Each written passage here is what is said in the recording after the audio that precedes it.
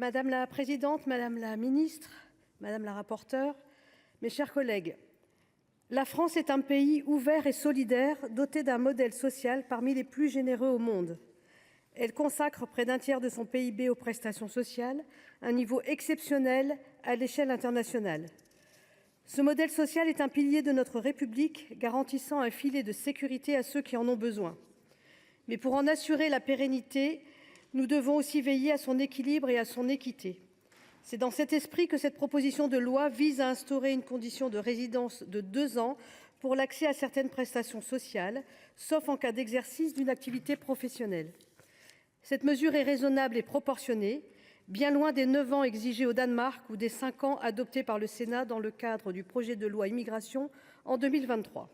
Son objectif est clair: garantir la viabilité de notre système de protection sociale tout en conservant son caractère solidaire. Car notre modèle social n'a de sens que s'il est soutenable dans la durée. Il s'agit ici non pas de restreindre l'accès aux aides, mais de poser un cadre juste et responsable. Soyons transparents avec les Français.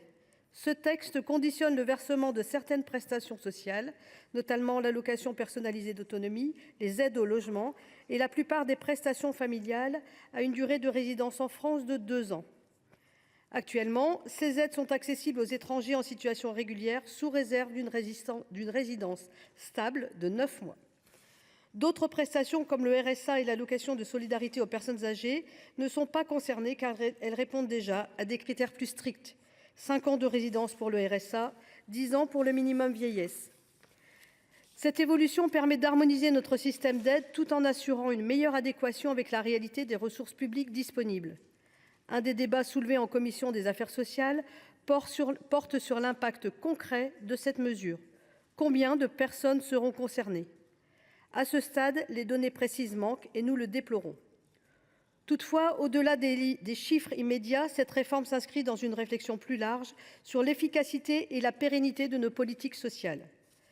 Ce texte met en lumière nos engagements internationaux en matière sociale. La France a signé de nombreuses conventions bilatérales garantissant une égalité de traitement entre ses ressortissants et ceux de plusieurs pays, notamment au sein de l'Union européenne, mais aussi des pays comme le Maroc, l'Algérie, l'Égypte, la Tunisie ou encore le Liban. Si ces conventions permettent aux Français établis à l'étranger de bénéficier des mêmes prestations que les ressortissants des pays signataires, nous devons nous interroger sur leur pertinence. Sont-elles réellement équilibrées alors que la France est le seul pays à proposer un modèle social aussi généreux ? Notre situation budgétaire impose d'aborder ce sujet avec lucidité. Ce n'est pas seulement une question financière, c'est une question de justice. L'équité entre les citoyens français et les étrangers bénéficiant de notre protection sociale est essentielle et nous devons veiller à ce que cet équilibre soit respecté. Ce texte ne constitue qu'une première pierre dans une réflexion plus large sur la maîtrise de nos dépenses sociales. Il pose le principe, mais dans les faits, il restera une exception tant que nos conventions internationales ne seront pas réexaminées. Cette réforme est une étape, mais elle doit s'accompagner d'un travail plus approfondi sur la rationalisation de notre modèle de protection sociale.